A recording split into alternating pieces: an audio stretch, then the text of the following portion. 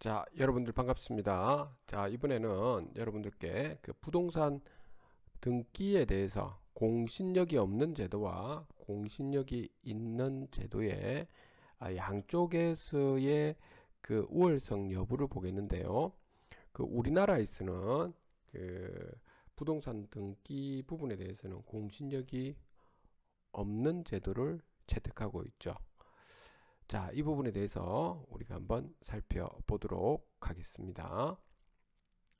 자, 우선적으로 공신력이 없는 제도를 갖다가 우리는 영어로는 레코딩 시스템이라고 하게 되고요. 공신력이 있는 제도는 registration system이라고 이렇게 부릅니다. 자, 먼저 X라는 부동산을 소유하고 있는 B라는 사람이 A에게 판다라고 하죠. X라는 부동산을. 자, 그러면 이렇게 되겠죠. B는 이제 X라는 부동산이 라지 A 소유권으로 소유자로 넘어가게 되는 거죠. 그런데 X의 실질 소유자가 라지 C였다고 하겠습니다. 그러면 C에게 라지 A는 X 부동산을 빼앗길 위험이 노출되어 있는 거죠. 뭐 이러다 보면 부동산에 대한 거래가 위축될 소지가 좀 많게 되죠. 자, 이 부분이죠. 그 우리나라는 이걸 채택하는데도 왜 그 과거에 위축되지 않았느냐 하는 부분도 우리가 살펴보려고 합니다. 그런데 반해서 이제 한점 그 등기 비용이 대신 이렇게 저렴하다는 겁니다. 그러니까 한 가지가 좋으면 한 가지가 좀 단점이 생기는 거죠. 그런데 영미계 같은 데에 보면 공신력이 있는 제도인 레스토레이션 시스템을 지금 사용하고 있는데 법원이 있죠. 확인한 뒤에 등기를 해주면서 있죠. 권리증까지 발급해 주거든요. 그러면 시간이 상당히 많이 걸린다는 거죠. 자, 그리고 이게 X라는 부동산이 A 소유로 넘어갔는데 이제 요 상황에서 A라는 소유로 넘어갔는데 이것을 국가에서 등기와 권리증을 A라는 소유자한테 인정했다라고 해보죠. 그러면 이제 실질 소유자는 C였지 않습니까?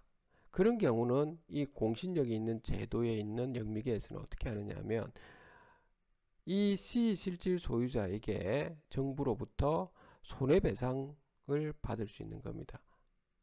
A 소유권을 인정해 주고요. 다만 이렇게 하다 보니까 등기와 권리증 발급하는 부분에서 꼼꼼하게 보고 하다 보니까 등기 비용도 높아지고요. 시간도 상당히 소요가 된다라고 하는 부분입니다. 제도에 대한 우월성 여부인데요, 여러분들. 그 공신력이 있는 제도인 레스토레이션 시스템이 우월하다라고 하는 주장하시는 분들이 있는데요. 이분들의 그 근거를 한번 들어보죠. 그 X 부동산을 소유하고 있는 라지 A에 아무래도 그 라지 A라는 사람이 X라는 부동산을 소유할 때 구매력이라든지 그 위치라든지 이런 걸 보고 있죠. 본인들이 심사숙고해서 샀었기 때문에 살 때는 항상 보면 뭐 동산이든 부동산이든 어떤 그 뭐 여러분들이 뭐 보석이든 뭐 주식이든 뭐 어떤 것이든요. 그 살 때만 하더라도 미래에 대한 투자 가치가 있다고 생각하기 때문에 사는 거죠. 그렇기 때문에 라지 A라는 사람의 X 부동산의 주관적 가치는 현재 시장 가치보다 높게 이렇게 가치를 매기는 거죠, 보통은.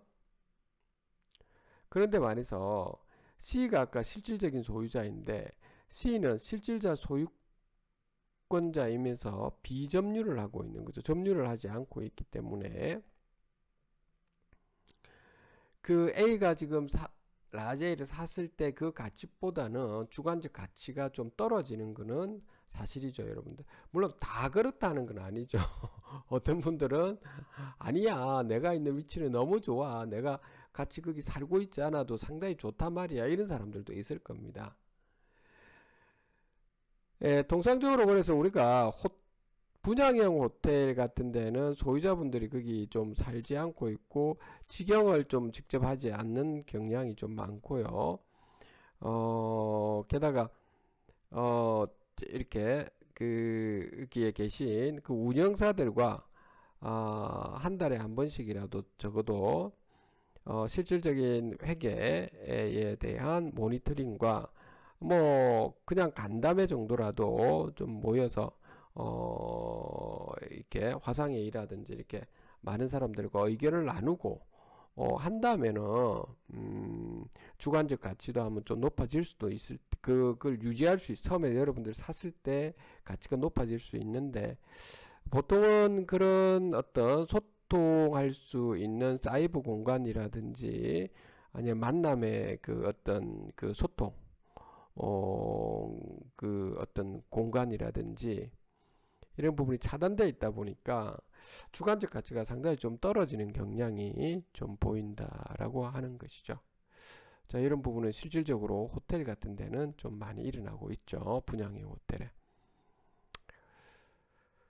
자, 그래서 그 X 부동산을 소유하고 있는 라지 A의 입장에서는 손해배상 받는 것보다는 그 부동산을 소유하는 것이 유리할 수 있다는 거죠. 그래서 아까처럼 공신력이 있는 제도에서 A 소유권으로 넘어간다면 인정 이렇게 해준다는 겁니다. 그리고 C에게는 부동산 소유와 손해배상은 무차별, 그러니까 동등한 입장에서 그냥 손해배상을 치루어주면 되지 않느냐라고 하는 겁니다. 미래배상은 고려하지 않고. 그러면 국가자원 전체 시스템에서는 국가자원에서도 좀 만족시킬 수 있다라고 하는 이러한 주장을 한다는 것이죠. 자, 레코딩 시스템 부분에서의 보완인데요. 그 라제이가 X 부동산을 빼앗기더라도 있죠.